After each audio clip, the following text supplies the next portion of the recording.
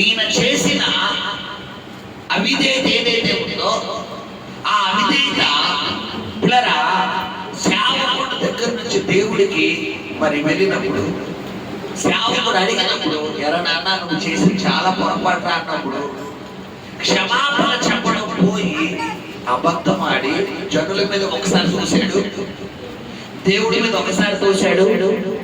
తర్వాత ఇక చివరికి ఏదేమైనప్పటికీ నా అసలకే అసలైపోయేలా ఉంది, ఎందుకు వచ్చిందాకా అని మొదటి సమూయేలు గ్రంథము 15వ అధ్యాయంలో అక్కడ 24వ వచనం మనం చదువుకున్నాం. పిల్లరా దేవుడికి విరోధముగా నేను పాపము చేశానంటే అప్పుడు ఒప్పుకుంటున్నాడు. అంటే కొంతమంది పరిస్థితి ఎలా ఉంటుందంటే ప్రారంభంలో ఒప్పుకుంటారా చెప్పండి అమ్మా, ప్రారంభంలో ఒప్పుకోరు, అసలు ససేమైనా అంతా అయిపోయి మొత్తం జీరో అయిపోయిన తర్వాత లాస్ట్ వచ్చేసిన తర్వాత నిజంగా నా తప్పే, నేను చాలా రాంగ్ స్టెప్ వేసాను, చాలా నిజంగా అలా చేయకుండా ఉండాల్సింది, అలా ఉండకుండా ఉండాల్సింది, నిజంగా నా అవిధేయత వల్ల ఎంతవరకు తెచ్చుకున్నాను అని అంతా అయిపోయిన తర్వాత బాధపడదు. ఏం లాభం? సౌలుకి ప్రారంభంలో హెచ్చరిక వచ్చిందా, ముగింపులో హెచ్చరిక వచ్చిందా చెప్పాలి? ప్రారంభంలో వచ్చిందా, ముగింపులో వచ్చిందా? ఈ రోజు దేవుడి హెచ్చరిక నీకు ప్రారంభంలో నీ దగ్గరకు వస్తున్నప్పుడు ఏం చేయాలి చెప్పాలి? ఏం చేయాలి? హెచ్చరికను తీసుకోవాలి. బైబిల్ నీ ఇంటి ముందు గద్దెంపు, దేవుడు గద్దెంపు ఏంటంటే నీకు అది ఆశీర్వాదం. దేవుడి వాక్యం ద్వారా నేను గద్దిస్తున్నప్పుడు నాన్న నువ్వు ఆ మార్గంలో వెళ్ళకో, తల్లి నువ్వు అలా నడుచుకోకు, ఈ మార్గంలో వెళ్ళకు, ఇలా మాట్లాడుకో, ఇలా ప్రవర్తించు, నువ్వు అలా ఉండకు, ఇలా ఉండక దేవుడితో మాట్లాడుతున్నప్పుడు ఏమైపోవాలంటే సరైపోవాలి. పాస్టర్ గారు మీరు అంత గొంతు తెచ్చుకుని చెప్పుకున్నా, మీరు అది ఖండితంగా చెప్పుకున్నా, నా పద్ధతి మారదండి, నేను ప్రార్థన చేయను, నేను వాక్యం చదవను, నా పద్ధతి ఇంతే, నా ప్రవర్తన ఇంతే, నా నడవడికి అని గడకను వెళ్తే సమస్య గుర్తించుకోవాల్సింది ఎవరమ్మా చెప్పాలి? ఎవరో మనమే. హల్లెలూయా హల్లెలూయా. ఇప్పుడు కొన్ని సందర్భాల్లో మన రాంగ్ స్టెప్స్, మన అవిధేయత, మనం వెళ్ళేటటువంటి ఆ యొక్క పిల్లరా ఆలోచన అంటే దేవుడికి సంబంధించినటువంటి ఆలోచన తీసుకోకుండా రాంగ్ డెసిషన్ తీసుకునే దాని వల్ల తగిన శాస్త్రం గురించి ఎవరంటే మనమే. ఇక్కడ సౌలుకి అమాలేకీయులను బొత్తిగా నాశనం చేసి పూర్తిగా నిర్మూలన చేయరా బాబు అన్న మాట చెప్పాడు తప్ప రాజుగారు వచ్చు మంచి ఉంచు మిగతా వేసి చెప్పాడా దేవుడు? బొత్తిగా అంటే ఆ మాటకు అర్థమేంటి? పూర్తిగా. నిర్మూలన అంటే ఆ మాటకు అర్థమేంటి? ఇంకా ఒక బూడిద కూడా ఉండకూడదు, మొత్తం క్లీన్ చేసి బూడిద కూడా తీసుకెళ్లి సముద్రంలో కలిపేది. సౌలు గారు ఏం చేశాడు? రాజుగారిని తీసుకొచ్చి జైల్లో పెట్టుకున్నారు, మంచి తీసుకెళ్లి దొడ్లో పెట్టుకున్నాడు. ఆఖరి ఏం చేశాడమ్మా? దేవుడు ఏం చెప్తున్నాడు? మీరు యుద్ధానికి వెళ్ళండి, మీరు యుద్ధానికి వెళ్ళినప్పుడు హాయి అనే ప్రాంతంలో మీరు యుద్ధానికి వెళ్ళినప్పుడు ఆ పట్టణంలో మీరు దర్శించినప్పుడు అది శక్తిమైనది, మీరు అందులో ఏది ముట్టుకోవద్దు అని దేవుడు ఆల్రెడీ మాట్లాడాడు. మీరు ఏది ముట్టుకోవద్దని దేవుడు చెప్పిన తర్వాత కూడా ఈ ఆకారంట అక్కడ ఒక బంగారం చిన్న ఒక బంగారు కమ్మి పట్టు వస్త్రాలు తీసుకొచ్చి ఏం చేశాడట? గుడారంలో ఎవరికి కనబడం మళ్ళీ ఏం చేశాడు? అయ్యారు గొయ్యి తీసేసి గొయ్యిలో కప్పెట్టేసి మళ్ళా మట్టి కప్పెట్టేశాడు. అంటే ఆ రోజుల్లో గుడారాల్లో ఇశ్రాయేలు ప్రజలు నివసించేవారు కదా.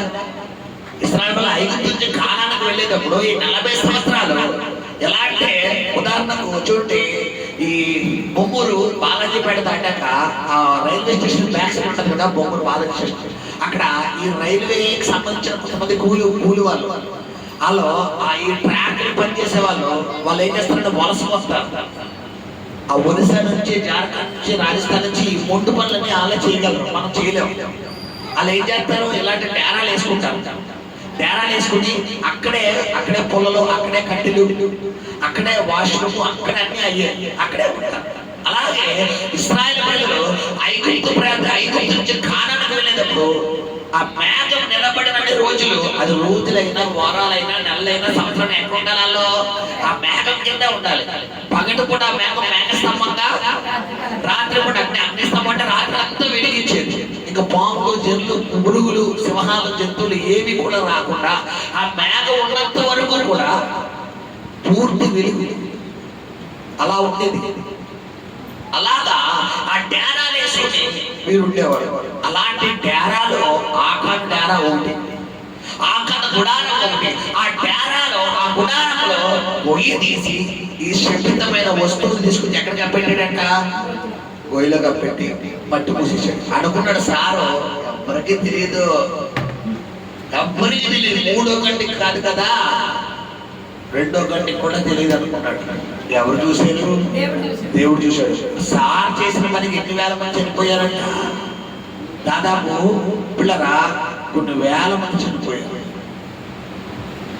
దేవుడికి బాధేసి యెహోషువ అంటున్నాడు, ప్రభువా నువ్వు చెప్పినట్టుగానే చేశాను కదా, మరి హాయి పట్టణం చిన్నది, దాన్ని ఆప్తాలుగా జయించేద్దాం అనుకున్నాం, కానీ ఎందుకు ప్రభువా మరి నీ ప్రజలు అపజయం పొంది, అవమానం పొంది ఎందుకు ఓడిపోయారు, ఎందుకు హద్దులయ్యారు అని అప్పుడు యెహోషువ ప్రార్థన చేస్తే దేవుడు యెహోషువతో అన్నాడు, నాన్న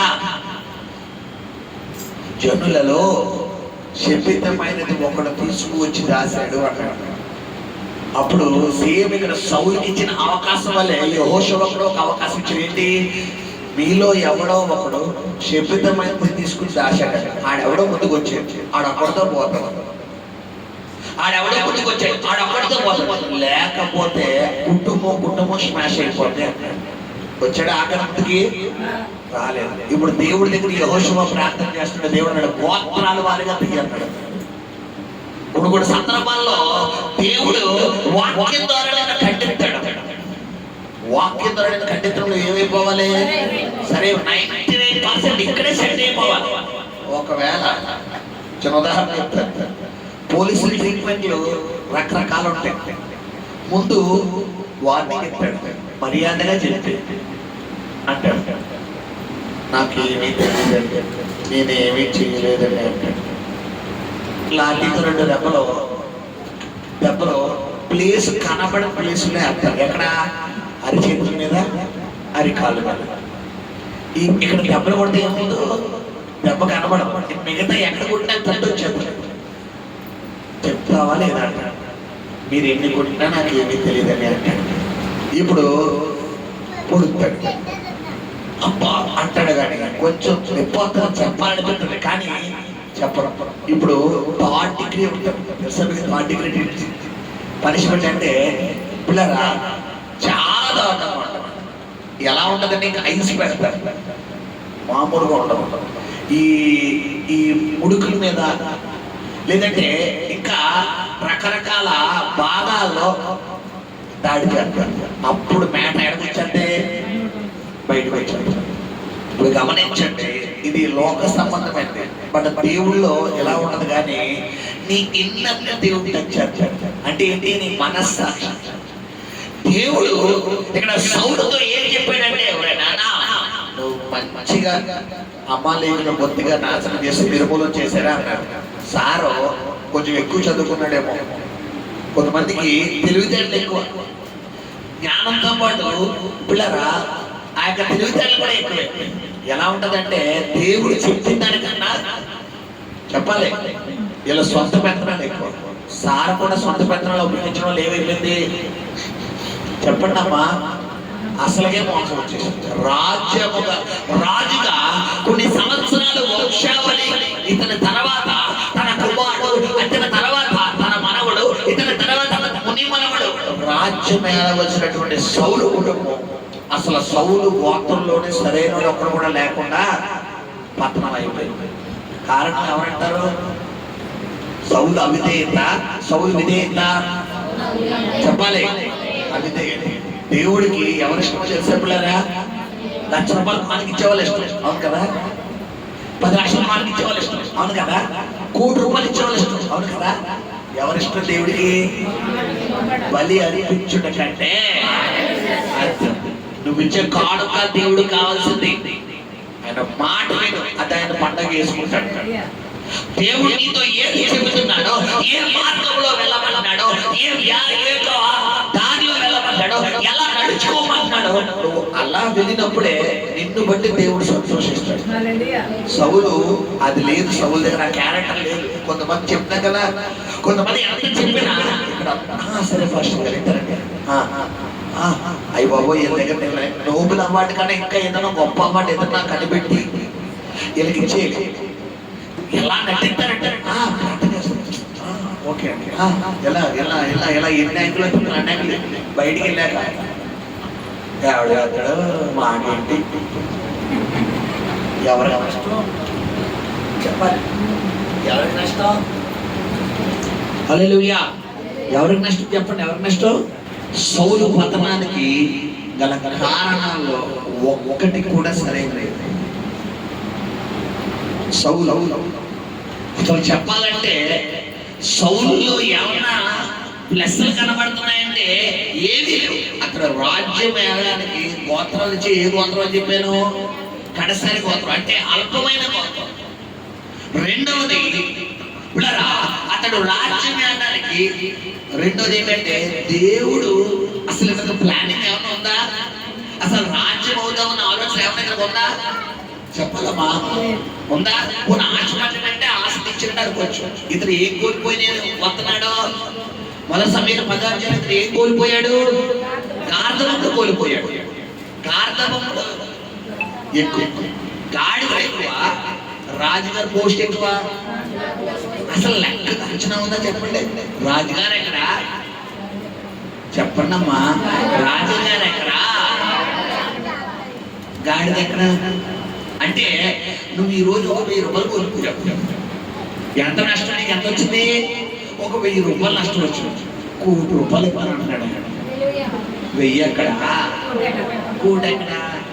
ఇప్పుడు నా 1000 ఆ 1 కోటి ఇచ్చినా కానీ నా 1000 అనవసరంగా పోయింది అన్నామనుకో, చెప్పండి నీ అంత తెలివైన ఎవడో ప్రపంచంలో పోతే పోయింది 1000. నాకు దేవుడు ఎంత ఇచ్చాడు?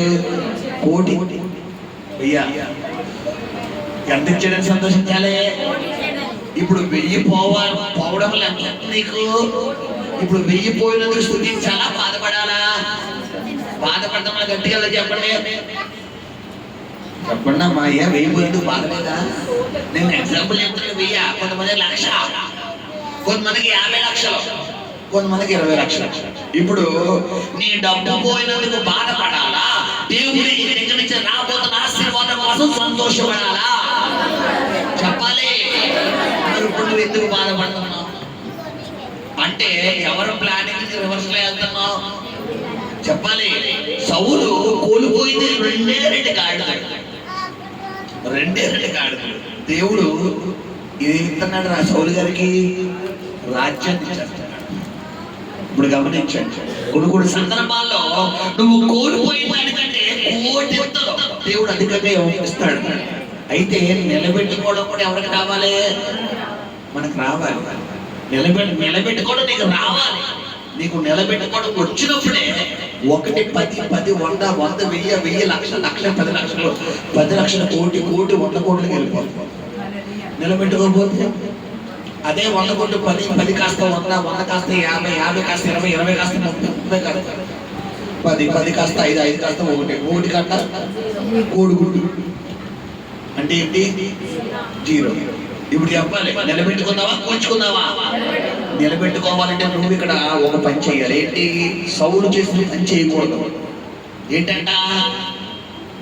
మాట విషయంలో లోబడాలి. సౌలు వినలేదు, పతనం అయిపోయాడు. హల్లెలూయా. చూడండి, ఒక మాట చెప్పి నేను మీకు ముందుకెళ్ళాలనుకుంటున్నాను. మరి 9 మాటలు మనతో మాట్లాడగల దేవుడు. మొదటి సమూయేలు గ్రంథము 17వ అధ్యాయము 33వ వచనం చదువునా.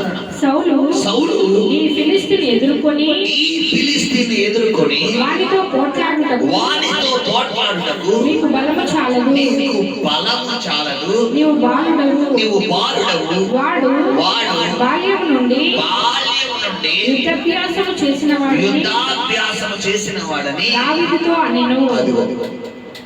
ఇక్కడ గమనించే పిల్లరా, సౌలు ఏమన్నాడంట, అక్కడ గొలియాతుతో యుద్ధం చేయడానికి ఒక్కడైనా ముందుకు వచ్చాడా?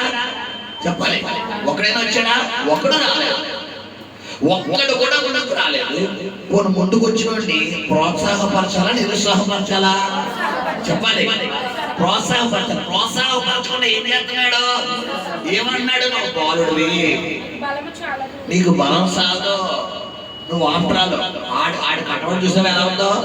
ఈరోజు నీ ఇంట్లో నీ భర్తో, నీ భార్యో, నీ బిడ్డలో, లేదా నీ బంధువులో, లేదా నీ తోబుట్టులో ఎవరో ఒకరు సమస్యతో ఉండి నీ దగ్గరకు వచ్చినప్పుడు నువ్వు వాళ్ళని ఏం చెయ్యాలి? చెప్పాలి, ధైర్యపరచాలి, ఓదార్చడం కాదు. ధైర్యం, బాధపడకయ్యా, కష్టాలు అందరికీ వస్తాయి, నీకు కూడా వచ్చినాయి, తీరిపోతాయిలే అన్నావనుకో, వాళ్ళతో పాటు నువ్వు కూడా కూర్చొని ఆడాలి. ఇప్పుడు ఎలా చెప్పాలి? దీనికోసం ఏం భయపడుతున్నావు?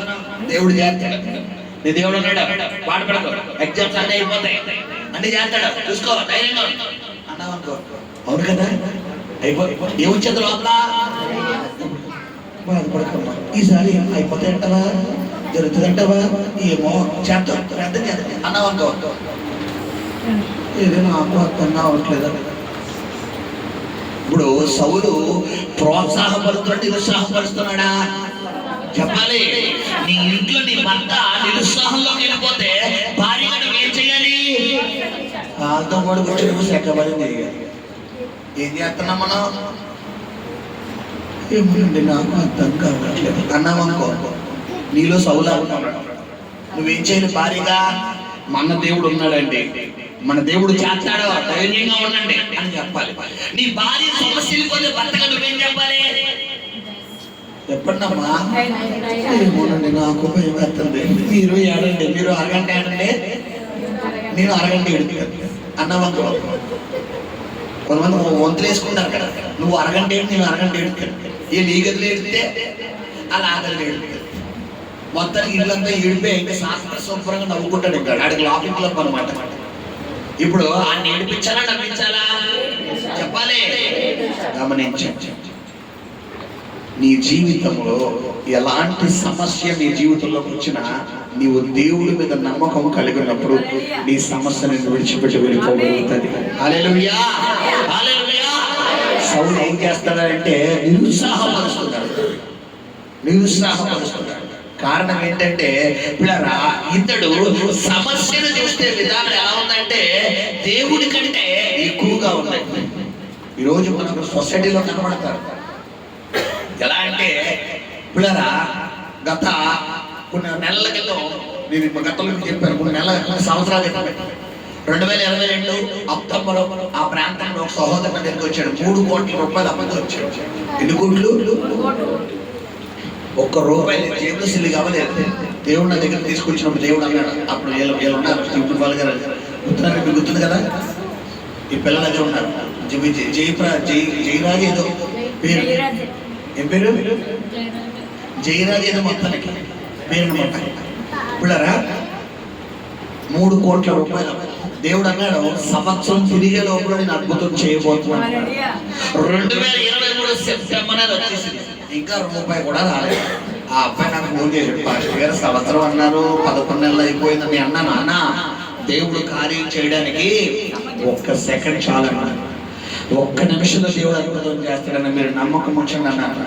ఎంత గొప్ప దేవుడు అంటే కరెక్ట్గా సెప్టెంబర్ 20-25 తారీఖుల్లో ఈ కుర్రవాడు పిల్లరా వారు బాధపడుతున్న బాధ వారి తాతగారు చూశారు. వారి తాతగారి దృష్టికి వెళ్ళి కొవ్వూరులో వారు ఒక సైట్ ఉంటే ఆ సైట్ అన్నట్టే పిల్లరా మరి దాదాపు మరి 2 కోట్ల రూపాయలు పైగా అమౌంట్ వచ్చింది. తీసుకొచ్చి అలా చేతిలో పెట్టాడు. ఈయన ఇవ్వాల్సిన ఎంత? 3 కోట్లు. ఎంత అమౌంట్ ఇచ్చాడు తాతగారు? 2 కోట్లు. ఈ 2 కోట్లు చేతితో పట్టుకుని బయట కేసులో పట్టుకుని నాకు ఫోన్ చేశాడు ఆయన, పాస్టర్ గారు 3 కోట్లు అయితే 2 కోట్లు వచ్చింది, ఏం చేయమంటారు? నేను ఒకటే అన్నాను, అన్న దేవుడు ఇచ్చాడు కాబట్టి ఎవరెవరికైతే ఎంత ఇవ్వాలో అంత సెటిల్మెంట్ పెట్టండి. ఎవరినో పొలిటిక్స్ పట్టుకోండి, ఒక పొలిటీషియన్ ఎవరినో పట్టుకోండి. ఇప్పుడు దాకా ఎవరెవరికైతే మరి వడ్డీలు ఇచ్చారో ఆ వడ్డీలకు ఆపేసి అసలు అంటే ఇవ్వాలో ఆ వడ్డీలు అసలు మినహాయించుకోమండి. మిగతా దానికంటే ఈ అసలు దాంట్లో మిగతా కొట్టి అంటే పర్ సపోజ్ ఒక దగ్గర 10 లక్షలు తీసుకున్నారు, వడ్డీ 20 లక్షలు పెట్టారు. అసలు కంటే ఏం వచ్చింది ఇప్పుడు? వడ్డీ ఎక్కువ వచ్చింది, కానీ అసలు పెట్టి కొట్టిపోయింది. ఇప్పుడు ఏం చెప్పారంటే అతనికి ఒక 5 లక్షలు ఇవ్వచ్చు చాలు. ఎంత లాభం? వడ్డీ 20 లక్షలు పోయింది, కానీ మనకి ఎంత మిగిలింది? 5 లక్షలు. ఇప్పుడున్న పరిస్థితుల్లో వాళ్ళకి 10 కూడా బదులు ఈ 5 అంటే 5 కూడా ఎంతగా లేదా? అలాగా కొన్ని ఆలోచనలు ఇచ్చి అన్న వడ్డీ ఆగేసి అసలు సగం తెగనరికి ఇది ఇవ్వండి, అది కూడా మీ చేతుల మీదకి పోతుంది. ఒక పొలిటీషియన్ ఒక అధికారంలో ఉన్న వ్యక్తిని, వైఎస్ఆర్సీపీ అప్పుడు అధికారంలో ఉందన్నమాట, రాజమండ్రిలో ఒక అధికారంలో ఉన్న వ్యక్తిని అతని దగ్గరికి ఇతనే ఐడియా ఇచ్చానంటే నాకు అధికారుల సంబంధం నాకు తెలియదు, అలా ఆలోచించాను. అలా ఒక అధికారిని పట్టుకున్నాడు. వాళ్ళందరి నెంబర్లో అధికారికి ఇచ్చాడు. అధికారి దగ్గరికి ఫోన్ వెళ్ళింది, ఇదేంటి వీళ్ళు నాకు చేశారేంటి అని రమ్మన్నాడు. ప్రింట్ కేసు పక్కన పెట్టాడు. ఈయనకి ఇవ్వాల్సిన డాక్యుమెంట్స్ ఏమంటే చెక్కులు ఉంటాయి కదా, ఆ చెక్కులని తీసుకున్నాడు. ఏవయ్యా ఎంత ఇచ్చావు ఆయనకి? ఎంత ఇచ్చారండి? నాకు ఇది రోజు పెట్టాను, నేను సంవత్సరం వడ్డీ కట్టలేదండి, వడ్డీ ఇదండి, అసలు ఇదండి. అలా మీకు ఇప్పుడు దాకా ఎంత కట్టాడు? ఎంత కడితే ఏంటండి నాకు ఇవ్వాల్సింది? నేను మాట్లాడుతున్నాను, నువ్వు మాట్లాడకూడదు. మాట్లాడతాడు అధికారి, మాట్లాడుతున్నాడు, నేను మాట్లాడొచ్చా? మూసి అంటాడు దేవుడు, మామూలుగా ఉండదు. నీ పక్షంగా దేవుడు ఉన్నాడంటే వాళ్ళ వంతు మూసేయడమే, నీ వంతు తెరవడం. నీ టైం త్వరలో స్టార్ట్ అవబోతుంది. ఇప్పుడు దాకా వాళ్ళ అనేది ఇప్పుడు నీ టైం త్వరలో స్టార్ట్ అవబోతుంది. మాట్లాడాడంట 20 లక్షలు 30 లక్షల వరకు 10 లక్షలు ఇచ్చాడట. ఏంటంటే ఖచ్చితంగా తీసుకోలేకపోతే పో. ఆ కుర్రోడు జోలికి వెళ్ళామంటే మర్యాద తీసుకెళ్ళి జైలు ఇచ్చేస్తారు అన్నాడు. వద్దులేండి సార్ 10 లక్షలు తీసుకెళ్ళిపోతాం. మొత్తం అన్ని ఇచ్చేసి సైలెంట్ అయిపోయాడు. 2 కోట్లు కాను 3 కోట్లు కాను 1,80,00,000 మొత్తం అందరికి వెళ్ళిపోయింది. ఆ 80 లక్షలు 10 లక్షలు అధికారికి ఇచ్చి 10 లక్షలతో కుర్రోడు వ్యాపారం పెట్టుకుంటూ హ్యాపీగా చేసుకుంటున్నాడు. ఇది దేవుడు ప్లాన్. ఇప్పుడు చెప్పండి, అక్టోబర్ నెలలో జరిగింది. 2023 అక్టోబర్ ఈ కార్యం జరిగింది. 2022 దేవుడు అక్టోబర్లో మాట్లాడాడు. సంవత్సరం చాలా నీ దేవుడు రెప్పపాట్లో కార్యం చేసేది. నీ విశ్వాసమే ఉండాలి. చెప్తున్నాడు కదా, ఎలా ఉంటుందంటే కొన్ని సందర్భాల్లో దోణి సముద్రంలో ఉంది, అలలు దేన్ని కొడుతున్నాయి? దోణి కొడుతున్నాయి. శిష్యుడికి ఏమొచ్చేస్తుందంట? బాబోయ్ ములిగిపోతేమో. ఇప్పుడు ఆయన అంటాడు, ఎంతకాలం మీతో ఉండాలి బాబు అని తలబడుతున్నాడు. ఇప్పుడు దేవుడు బాధ కూడా అదే, నీ దోణిలో నేను ఉన్నాను కదా, అసలు నేను ఉండగా ఈ దోణి ఎందుకు ములిగిపోవచ్చు? ఇప్పుడు దేవుడు నీ హృదయం అనే దోణిలో ఉన్నాడు, నీ గృహం అనే దోణిలో ఉన్నాడు, నీ జీవితం అనే దోణిలో ఉన్నాడు. ఆయన దోణిలో ఉన్నప్పుడు నువ్వు చెయ్యాల్సిన పని ఏంటి? క్యారెట్ నాకేంటి? ఒకవేళ మునిగిపోయినా సముద్రంతో మాట్లాడే దేవుడు ఎవరి దగ్గర ఉన్నారు? ఈ ధైర్యంతో ఉండాలి. ఇప్పుడు యేసుప్రభు దగ్గరికి వెళ్ళి ఏం చేస్తాను? ప్రభువా నీకు చెత్తలేదా అంటే నువ్వు సిద్ధపడకుండా ఏడుతాయి వేసారా? నువ్వు ఏడితే కొంతమంది అంటారు ఆయన అంటాడు, బాబు నా వైపు చూడరా నువ్వు ఒకసారి నా వైపు ఇలా ముందు నా వైపు ముందు ఆయన వైపు చూసేవాడు. చూడదంటే ఏంటి? ఆయన మీద నమ్మకం ఉంచడం. నువ్వు సమస్యనే ఆయన అంటాడు, ఒకసారి నా వైపు చూడండి, చూడండి నేను దీన్నే చూస్తాను. ఈ సమస్య ఆయన అంటాడు, మౌనం అయిపోతాడు. ఎవరికైనా ఎన్నిసార్లు చెప్తా? 1 2 సార్లు 3 సార్లు ఏమైనా చెప్పలేదా? ఆయన మౌనం అయిపోతాడు. ఇక్కడ సౌలుకి చెప్పి చెప్పి చెప్పి చెప్పి దేవుడు ఏమైపోతాడంటే మౌనం. కొన్ని సందర్భాల్లో ఈ సౌలు ఏం చేస్తాడంటే గొలియాతు అనే సమస్య మీద దృష్టి కేంద్రీకరిస్తున్నాడు తప్ప ఎవరు చూడలేదు పిల్లరా, దేవుడిని చూడలేదు. పైగా తిన చెడికినే కాకుండా గొలియాతును చంపుతానన్న వచ్చిన దావీదుని ఎంకరేజ్ చేయడం మానేసి డిస్కరేజ్ చేస్తాడు. ఈరోజు గమనించారు, నీలో ఉన్న ఆత్మ పిరికితన ఆత్మ కాదు. ఏ ఆత్మది? ఇంద్రియ నిగ్రహము కలిగిన ఆత్మ అంట. హల్లెలూయా. గమనించండి, నీ దేవుడు గొప్ప దేవుడు, నీ దేవుడు మహిమ కలిగిన దేవుడు. నువ్వు నమ్మితే దేవుడు మహిమను నీ జీవితంలో దేవుడు చేయగలిగాడు. హల్లెలూయా. సమయం ఎప్పుడైతే సౌలు ఈ విధంగా 10వ మాటగా అతని పతనానికి 10వ కారణం. హల్లెలూయా. మూడవది 11వది త్వరగా చెప్పి ముగిస్తాను. 18వ అధ్యాయము 8వ వచనం. 18:8. ఆ మాటలు సౌలునకు ఇంపుగా నుండనందున అతడు బహు కోపం తెచ్చుకొని, వారు దావీదునకు 10,000 కొలది అనియు నాకు 1,000 కొలదనియు స్తుతులు పాడిరి, రాజ్యము తప్ప మరి ఏమి అతడు తీసుకొనగలడు అనుకొనెను. కాబట్టి నాట నుండి సౌలు దావీదు మీద విషపు చూపు నిలిపెను. హల్లెలూయా. దావీదు చేసిన పని మంచి పనా చెడ్డ పనా చెప్పండి. దావీదు చేసిన పని మంచి పనా చెడ్డ పనా చెప్పాలి. శబ్దంగా మంచి పనా చెడ్డ పనా చెప్పాలి. మంచి పని చేసినట్టు మెచ్చుకోవాలా, కోపం కక్ష కలిగి ఉండాలా? ఏం చేస్తాడు సారు చెప్పాలి. ఏం చేస్తారంట? అసూయపడి విషపు చూపంట. విషపు చూపన్న మాటకు అర్థం ఏంటంటే ఎప్పుడు అవకాశం వస్తే చేసేద్దాం అనుకుంటున్నాడు. అలా ప్రయత్నం చేయలేదా? చాలా చేశాడు. కానీ దావీదు పక్షంగా ఎవరున్నారు? నీ పక్షంగా దేవుడు ఉన్నప్పుడు నీ పక్కన 1000 మంది పడినాడు, నీ కుడి పక్కన 10,000 మంది కొన్నాడు. అపాయం ఎద్దకు రాకుండా దేవుడు చూసుకుంటాడు. హల్లెలూయా. వస్తాడు, వచ్చేలాగా టచ్ చేద్దాం అనుకుంటాడు. నీ చుట్టూ ఆయన అక్కడ ఉంటాడు. ఆడి చెయ్యి కాలిపోయి ఇంటికి వెళ్ళి అదేంటే కాలిపోయినందుకు రాసుకుంటాడు. ఏం పట్టింది? వర్ణాలు రాసుకుంటాడు. నిన్నేదో చేసేద్దాం వస్తాడు. ఆడి మొత్తం ఒళ్ళంతా కాలిపోతే ఇంటికి వెళ్ళాక ఫ్యాన్ వేసుకుంటే మంట వచ్చేస్తుంది. ఫ్యాన్ వేసుకోవాలి కానీ ఫ్యాన్ వేసుకోవడం వర్ణాలు రాసుకుని ఆయన అవసరంగా ఆడి జోలికి వెళ్ళినట్టు గట్టిగా తిరిగేసాడు అనేటట్టుగా దేవుడు చేస్తాడు. సౌలు తగిలిందా లేదా గట్టిగా దెబ్బ? దేవుడు అది నీతో పుట్టుకుంటే బైబిల్లో నిన్ను ముట్టువాడు నా కన్నుగుడ్డును పుట్టిన వాడి కోసం మనమంట. హల్లెలూయా. నువ్వు చెయ్యాల్సిన పనులు ఏంటంటే ప్రార్థించడం, స్తుతించడం, కనపరచడం, విశ్వాసం కలిగి ఉండడం. ఇది ఏమి చేయకుండా నువ్వు సమస్యను మాత్రమే చూస్తున్నా కూర్చున్నావు అనుకో. కొంతమంది చెప్తాడు కదా ప్రార్థన చేయరు. ఎంత చెప్పండి, వీళ్ళు సమస్య కోసమే ఏమిస్తారు, సమస్య కోసమే తినడం మానేస్తారు, సమస్య కోసం మాత్రమే పస్తులు ఉంటారు. యాక్చువల్లీ పస్తులు దేనికోసం కూడా ఎవరి దగ్గర ఉండాలి? దేవుడి దగ్గర ఉంటారు. కానీ వీళ్ళు ఏం చేస్తారు? సమస్య కోసం పస్తులుంటారు. నువ్వు సమస్య కోసం పస్తులుంటే గ్యాస్ట్రిక్ వస్తుంది. అదే ఏసై కోసం పస్తులుంటే కార్యాలు జరుగుతాయి. హల్లెలూయా. 11వ మాట ఏంటంటున్నాను? సౌలు దావీదు మీద విషపు చూపు చూపాడట. హల్లెలూయా. మాట చెప్పి నేను ముగించాలని ఆశపడుతున్నాను. చూడండి, ఈ విధంగా సౌలు పతనాన్ని మనకు కనబడుతుంది. హల్లెలూయా.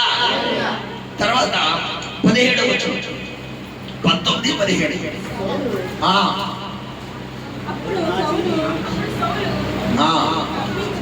అప్పుడు సౌలు తప్పించుకొని పోవునట్లుగా నీవు నా శత్రువుని పంపివేసి 18-19 అనుకుంటా. రైట్, 18-19. రైట్, 18-19. అయితే సౌలు కుమార్తె అయిన మెరబాను దావీదునకు ఇయ్యవలసి ఉండగా సౌలు ఆమెను మెహోలతీయుడైన అద్రీయేలుకిచ్చి పెళ్లి చేసేది. ఇక్కడ గొల్లియాతును చంపిన వాడికి సౌలు ఏం చేస్తాడని చెప్పాడు. అక్కడ 17వ వచనం చదవండి ఒకసారి. 17వ అధ్యాయంలో ఎన్నో వచనం అది? 25వ వచనం చదువునా? 17-25. ఇశ్రాయేలులో ఒకడు వచ్చుచున్న ఆ మనిషిని చూచిందిరే, నిజముగా ఇశ్రాయేలును తిరస్కరించుటకై వాడు బయలుదేరుచున్నాడు. వాడిని చంపిన వానికి రాజు బహుగా ఐశ్వర్యము కలుగజేసి తన కుమార్తె నుంచి పెళ్లి చేసి వాని తండ్రి ఇంటి వారిని ఇశ్రాయేలులో స్వతంత్రులుగా చేయనగా. ఇప్పుడు సౌలు ఇచ్చిన మాట ఏమండి? 11వ మాట, 12వ మాట. 12వ మాట ఏంటంటే అసలు మాట మీద నిలబడతాడా? మా అవకాశం ఉంటే అంతే జుట్టు. కొంతమంది స్వభావం ఇదే, జుట్టు అందినాక ఏంటి బాగు చేస్తానంటే బాగు చేస్తానంటే అంటారు. నువ్వు ఎక్కువ చేస్తానంటాను. ఏం లేదండి అంటే నువ్వు కాదు ఎవరో అనుకున్నా పట్టుకున్నాడు. సారీ అందితే చుట్టడిస్తున్నావు అనుకుంటున్నాడు. అంతా పోతే గమనించండి, ఇలాంటి స్వభావం మనకు ఉండకూడదు. సౌలు పతనానికి గల కారణం నీ జీవితంలో నువ్వు ఓడిపోతున్నావు, దేవుడి దగ్గర నుంచి నీకు సమాధానం రావట్లేదంటే ఒక కారణం కాదు, చాలా ఉంటాయి. ఇవన్నీ మనం ఏం చేసుకోవాలి? సరి చేసుకోవాలి. గమనించండి బిడ్డలారా, సౌలు ఏం చేశాడంటే ఫైనల్గా పిల్లల 12వ మాట ఏంటి? అక్కడ మరి యుద్ధములో ఎవరైతే విజయం సాధిస్తారో వారికి తన పెద్ద కుమార్తె ఇచ్చి పెళ్లి చేస్తాడు. కుమార్తె ఇచ్చి పెళ్లి చేస్తాడు. అంటే ఇద్దరు కుమార్తెలు సౌలుకి. ఇద్దరు కుమార్తెలు అయితే కుమార్తె ఇచ్చి పెళ్లి చేస్తుంటే పెద్ద కుమార్తె ఇద్దాం అనుకున్నాడు. కానీ ఎప్పుడైతే ప్రజలు దావీదుని ఘనపరచడం మొదలెట్టారో, సార్లో విషము చూపు వచ్చిందో, ఇప్పుడు వెంటనే అనుకున్నాడు వీడికి పెద్ద కుమార్తెని వీడికి వేస్ట్ అని చెప్పి చిన్న కుమార్తె నుంచి చిన్న కుమార్ అంటే సౌలు దావీదు పెద్ద కుమార్తె ఇష్టపడ్డాడు. ఇప్పుడు పెద్ద కుమార్తెని ఇష్టపడిన అమ్మాయిని చేయకుండా ఇష్టం లేని అమ్మాయిని చేసాడు అనుకోండి, అప్పుడు జీవితాంతం ఎవరు బాధపడతారో? అంటే శత్రువు. అంటే ఇప్పుడు దావీదు పతనాన్ని ఎంత లాంగ్ ఆలోచించాడు చూడు సౌలు. ఇది ఏ హృదయం? మంచి హృదయం అది. కొంతమంది ఎలా ఆలోచిస్తారంటే అది జీవితాంతం ఇంకా జీవితంలో మర్చిపోకూడదు, అలాంటి దెబ్బ కొట్టాలి అనుకుంటారు. ఇది కూడా పతన వ్యవస్థ కారణం. నిన్ను ప్రేమించిన వారిని మనం ప్రేమిస్తే ఏమి లాభమో ద్వేషించిన వారిని కదా. నిన్ను ద్వేషించే వారిని కదా నువ్వు ప్రేమించాలి. మరి నువ్వు దేవుడు ఆశీర్వాదం నీకు రావాలి అంటే నువ్వు శత్రువుడు పతనాన్ని కోరుకుంటున్నావు. ఆడు నాశనం అయిపోవాలని ఎలా వేసేయాలి, ఎలా తొలగించేయాలనుకుంటున్నాం. మరి బైబిల్ ఏం చెప్తుంది? ప్రేమించమంటే ఇప్పుడు వేసేయాలి, ఎలా చేయాలి అంటే నీతో దేవుడు వస్తాడా? చెప్పండి, వస్తాడా? నువ్వు చెయ్యాల్సింది ఏంటంటే సమాధాన పడు. మిగతాదంతా ఎవరు చూసుకుంటారో? నీ శత్రువులతో సమాధాన పడ్డం దేంతో తీరుతున్నాడు దేవుడు? వారి మీద ఏ కుమ్మడంట? నిప్పులు కుమ్మడి. నువ్వు సమాధాన పడేయాలి. నువ్వు చెయ్యాల్సినంత నువ్వు చెయ్యి. తర్వాత మిగతాది ఎవరు చూసుకుంటారో? దేవుడు చూసుకుంటాడు. ముందు నువ్వు ఎక్కిరి అవ్వలేదు అనుకో, ఆయన రంగంలో దిగుతాడు. మీకు అర్థమైందా? గమనించిన 12వ మాట ఏంటంట? కుమార్తె అంటే మాట మీద నిలబడతలేదు. 12వ మాట చివరి మాట చెప్పి 13వ మాట చెప్పి నేను ముగించి ప్రార్థన చేద్దాం అనుకుంటున్నాను. చూడ తర్వాత 27వ వచనం చదివాను. గడువు దాటక మునిపే లేచి తన వారితో పోయి ఫిలిష్తీయుల్లో 200 మందిని హతము చేసి వారి మందల్లో తీసుకుని వచ్చి రాజునకు అల్లుడగుటకై కావలసిన లెక్క పూర్తి చేసి. ఇక్కడ ఏం జరిగిందంటే పెద్ద కుమార్తెని ఇవ్వలేదు, ఇప్పుడు చిన్న కుమార్తెని ఇచ్చి కట్టబెడితే అప్పుడు జీవితాంతం పెద్ద కుమార్తె కోసం ఆశపడ్డాడు కదా. పెద్ద కుమార్తె బదులు చిన్న కుమార్తె అయితే జీవితాంతం ఏడుస్తాడు కదా అనుకుంటే విషయం ఏంటంటే చిన్న కుమార్తె ఎవరిని లవ్ చేయడం మొదలెట్టిందంట? దావీదుని లవ్ చేయడం మొదలెట్టింది. ఈ విషయం తెలుసుకున్న సౌలు సంతోషించి పోదపోయిందిలే, మనం ఇచ్చిన మాట నగ్గుతుంది, పోలే సౌలు మేకాలు ఇచ్చినట్టు అవుతుంది అని చెప్పి మేకాలు ఇస్తారంట. ఇక్కడ గొల్లియాతును చంపితే ఇవ్వవలసిన బహుమానానికి గాను సౌలు ఒక పత్రం పన్నాడు. ఏంటా పత్రం అంటే తన దగ్గర ఉన్నటువంటి ఆ సైన్యాధిపతితో ఒక కౌరు పంపించాడు. ఏంటా కౌరు అంటే నీకు రాజుగారు కుమార్తె నుంచి పెళ్లి చేయాలంటే నువ్వు ఫిలిష్తీయుల్ని అంత మార్చాలి. ఫిలిష్తీయుల్ని అంత మార్చాలి. ఎలా అంత మార్చాలంటే వారిని బుద్ధిగా నాశనం చేసేయాలి అన్నాడు. యాక్చువల్లీ ఇతని కన్నింగ్ మైండ్ ఎలా ఉందంటే పిల్లరా అక్కడ చూసుకుంటే మరి యుద్ధానికి వెళ్ళమంటున్నాడు. ఆ మార్చడంలో సరే 24 వచ్చి చదువురా. సౌలు సేవకులు దావీదు పలికిన మాటలు అతనికి తెలియజేసేది. అందుకు సౌలు ఫిలిష్తీయుల చేత దావీదును పడగొట్టవలనన్నా తాత్పర్యము అంటే ఏంటి? ఆలోచన కలిగి గలవాడై రాజు ఓలిన కోరిక రాజు శత్రువుల మీద పగ తీర్చుకొనవలనని ఫిలిష్తీయుల 100 ముందోళ్ళు కోరుచున్నాడని దావీదుతో చెప్తున్నాడు. చూసారా, ఇది ఎంత కన్నింగ్ మైండ్ అమ్మా. అంటే దీనికన్నా అర్థం ఏంటి? సౌలు ఇశ్రాయేలీయులు దావీదును కూడా తీసుకెళ్ళి మనం అందరం కలిసి ఫిలిష్తీయులతో యుద్ధానికి వెళ్ళమంటే ఇది సబబుగా ఉంది, అవునా కదా? వీళ్ళు ఎవరు యుద్ధానికి రారట.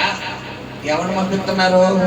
ఒక్క దావీదును పంపిస్తే వెళ్ళి నువ్వు యుద్ధానికి వెళ్ళి సార్ చెప్పారు, సౌలు గారు చెప్పారు, నువ్వు యుద్ధానికి వెళ్ళి వాళ్ళందరినీ చంపేస్తే అప్పుడు సౌలు గారు సాటిస్ఫై అయ్యి వాళ్ళకి మాత్రం పెళ్లి చేస్తారట. అంటే దావీదు భయపడతాడు, వెనకడిగి అంటాడు, నేను ఒక్కడనే చంపాలా అంటాడేమో అన్న ఆలోచనతో ఇలా చెప్పాడు. లేదా ఈడు ఒక్కడే అంటాడు, క్యారెక్టర్ ఈయన స్కెచ్ చేసేస్తారు, ఈయన సైడ్ చేసేస్తారు అని కన్నిగా మైండ్ అంటాడు. కానీ దావీదు పక్షంగా ఎవరున్నాడు చెప్పాలి?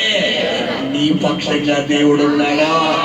ఆడేదో అనుకుంటాడు, అయిపోయింది, రాత్రికి వేసేద్దాం, రేపు వేసేద్దాం, ఇల్లు ఏం చేసింది పొగొని నువ్వు ఆడు అంటే ఏమి చేయలేడు. ఆడు చెయ్యాల్సిన ఏంటంటే సుత్తు ఊరుకోవడం అంతే. ఈ లోపల మొత్తం అన్ని నీ జీవితంలో అన్ని టక్క టక్క టక్కమని అన్ని చేసుకుంటా దేవుడు పైకి తీసుకొచ్చాడు. హల్లెలూయా. పోరాటము చెయ్యకుండానే, ఏ ఖడ్గము దూయకుండానే కోట గోడ కూలిపోలేదా. పోరాటము చెయ్యకుండానే, ఏ ఖడ్గము దూయకుండానే గోడ కూలిపోలేదా. ఊరగా ఉండిన చాలును కలుగును రక్షణ కార్యము.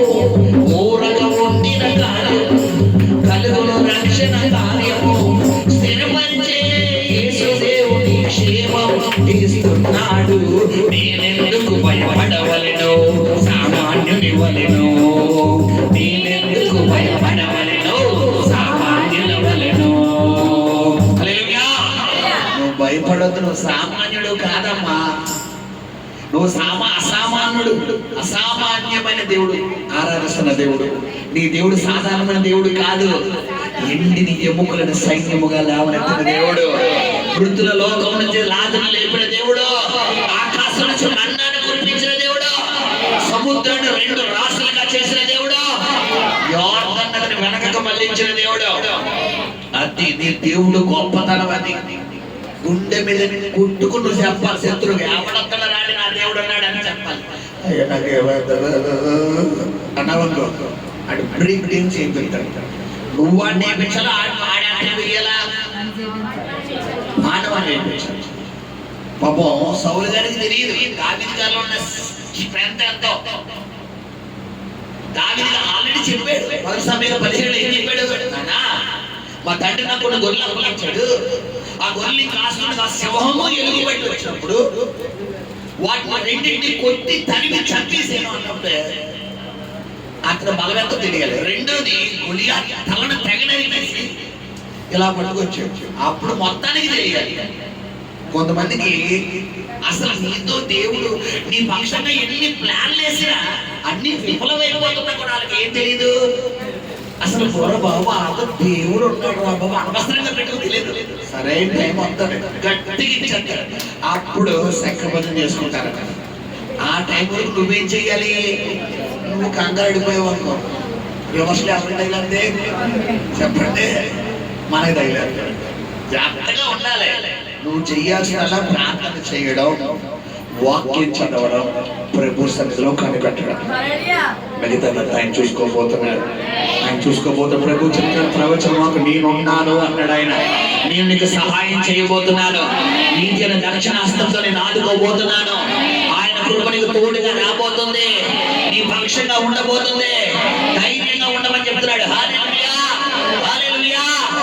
ఎప్పుడైతే సౌలు అనుకున్నాడు ఎలాగైనా దావీదుని హతమార్చేద్దాం, కానీ దావీదు చేసిన చిన్న మాట ఆ చివరి వచ్చి చదువునా అక్కడ ఎప్పుడైతే నా చెప్పాను కదా దాని కంటిన్యూషన్. ఆ యుద్ధానికి వెళ్ళమంటే ఇప్పుడు ఏం చేశాడు?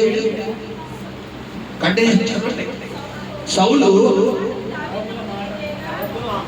సేవకులు ఆ మాటలు దావీదునకు తెలియచేయగా తాను రాజునకు అల్లుడు కావాలనన్న కోరిక గలవాడై గడువు దాటక మునిపే లేచి తన వారితో పోయి ఫిలిష్తీయుల్లో 200 మందిని హతము చేసి వారి ముందోళ్ళు తీసుకుని వచ్చి రాజునకు అల్లుడగుటకై కావలసిన లెక్క పూర్తి చేసి హల్లెలూయా. ఆ చదువు అప్పగింపగా సౌలు తన కుమార్తె అయిన మీకాలును అతనికి ఇచ్చి పెళ్లి చేసేను. శబ్దంగా దేవుని స్తోత్రం చెల్లిద్దాం. హల్లెలూయా. అసలైన మాట కింద ఉంది. 28వ వచనం చదువురానా. యెహోవా దావీదునకు తోడుగా ఉండుటయు తన కుమార్తె అయిన మీకాలు అతను ప్రేమించుటయు సౌలు చూచి దావీదునకు మరి ఎక్కువగా భయపడి ఎల్లప్పుడూ దావీదు మీద విరోధముగా ఉన్నాడు. హల్లెలూయా. ఎవరిని నాశనం చేద్దాం అనుకున్నారు సారు, కానీ ఎవరికి విమర్శలు వస్తాయి. మీకా పెద్ద కుమార్తె నుంచి చేస్తే చేస్తానని చెప్పినాడు. ఇప్పుడు పెద్ద కుమార్తె అనగానే దావీదు చూపంది ఎవరి మీదకి వెళ్తుంది? పెద్ద కుమార్తె మీదకి వెళ్తుంది. పెద్ద కుమార్తెతో డ్రీమ్స్ చేసుకుంటాడు, సాంగ్స్ చేసుకుంటాడు. ఇప్పుడు పెద్ద కుమార్తెని నువ్వు చెప్పాను కదా, ఈ పెద్ద కుమార్తె ఆల్రెడీ లవ్ లో ఉన్నాడు కాబట్టి పెద్ద కుమార్తె లేకుండా ఏం చేయకుండా చిన్న కుమార్తె అంటే అప్పుడు ఈ లవ్ ఏముంది, ఫీల్ అయిపోతుంది. కాబట్టి జీవితాంతం నీతో పడి అనుకున్నాడు. కానీ దేవుడు చిన్న కుమార్తెని గిల్లేడు. దావీదుని చేడు, దావీదుని ప్రేమించు. ఇప్పుడు మనం ప్రేమించే వాళ్ళు కావాలా, మనల్ని ప్రేమించే వాళ్ళు కావాలా? చెప్పాలి. మనల్ని ప్రేమించే. ఇప్పుడు దావీదు పెద్ద కుమార్తెను ప్రేమిస్తే మీకాలు ఎవరిని ప్రేమిస్తుంది? Plus minus. రెండోది ఫిలిష్తీయులకు అప్పచెప్పేస్తే ఫిలిష్తీయులు గ్యారెంటీ తీసేస్తారు. అప్పుడు మన బండి మన పైకి లేచిపోతే అనుకున్నాం. కుడి చేతితో వెళ్ళి ఎడం చేతితో 200 మందిని వేసేసి వచ్చి రాజా పనే ఇంకేమన్నా ఉందా అన్నాడు. ఏడు బాబు మామూలుడు కాదురా బాబు అని 28వ వచనం ఏమన్నా, యెహోవా అతనికి తోడుగా ఉన్నాడని భయపడ్డాడట. రెండోది మీకాలు అతనికి ఇచ్చి వివాహం చేసిన తర్వాత అయ్య బాబు అంటే మిగులో భయపడడం అంటే ఏంటి అంటే, భయపడ్డంలో రకాలు ఉంటాయి కదా. మామూలు భయం వేరు, ఇంకా భయపడడం అంటే ఏంటంటే ఇంకా కల్లో కూడా నీ పేరు ఎత్తడం, కల్లో కూడా నీ శత్రువు ఇప్పుడు దాకా నీ మీద దాడి చేద్దాం అనుకున్నారు, నువ్వు లేకుండా చేద్దాం అనుకున్నారు. ఇప్పుడు దేవుడు త్వరలో వారికి ఎలాంటి జలకి ఇవ్వబోతాడంటే కల్లో కూడా నీ పేరు ఎత్తుకోకుండా చేయబోతున్నాడు. ఇక జన్మలో నీ జోలికి రారు. ఒకవేళ నువ్వు ఈ వీధిలో చదువుతున్నామని దూరంగా చూసాను బండి పడి మీద పెడతాడు. ఈ సందులో సందిద్దుకుంటారు. అయ్యి బాబు ఎటెళ్ళాడు చెప్తున్నాడు బాబు. ఒక మార్గంలో వచ్చిన 7 మార్గాలు కూడా సరిపడుతున్నాయి. నీ దేవుడు తక్కువగా అంచనాకి బిడ్డ, తక్కువ. నువ్వు చెయ్యాల్సిన ఏంటి చెప్పాలి. ఆ గదులుగా ల్యాండ్ అవునా, నువ్వు చెయ్యాల్సిన నా జీవితం నా బతుకు కుట్టుకోవడం కదా. నువ్వు చెయ్యాల్సిన నువ్వు చేయను ఏంటి? మనం చేయాల్సిందే ప్రార్థన చేయడం, వాక్యం చదవడం, నమ్మికొచ్చు, దేవుడి మీద నమ్మికొచ్చు. ఆయన నీ పక్షంగా కార్యం చేయబోతున్నాడు. నీ శత్రువులు విందు భోజనం పెట్టబోతున్నాడు. ఎక్కడ అవమానం అక్కడ కనపరచబోతున్నాడు. నీ తలను పైకెత్తబోతున్నాడు. ఏ మొద్దుగా అయితే లేకుండా చేస్తాం అనుకున్నాడు, ఆ మొద్దుగా పైకి ఎత్తబడుతున్నాడు. ఆ మనగా చేతులు కొడుతున్నాడు. చూడప్ప దేవుడు స్కెచ్ మామూలుగా ఉండదమ్మా. నీ దేవుడు తక్కువగా అంచనా. ఆయన ప్రభావం మామూలు కాదు, ఆయన మహిమ మామూలు కాదు. ఆయన రంగంలోకి దిగితే కొండలు పిండి అయిపోతాయి. అది అర్థమైందా పిల్లరా? కాబట్టి ఎవరి మీద విశ్వాసం ఉంచాలి? పూర్తిగా విశ్వాసం ఉంచుదాం. దేవుడు మహిమను పొందుకున్నాం. కళ్ళు మూసుకొని ప్రార్థన చేస్తాడు. పరిశుద్ధము నమ్మకము కనికరము కలిగిన ప్రియ పరలోకపు తండ్రి, నీ పరిశుద్ధ పాదాలకు లెక్కలేని మహిమ ఘనత ప్రభావం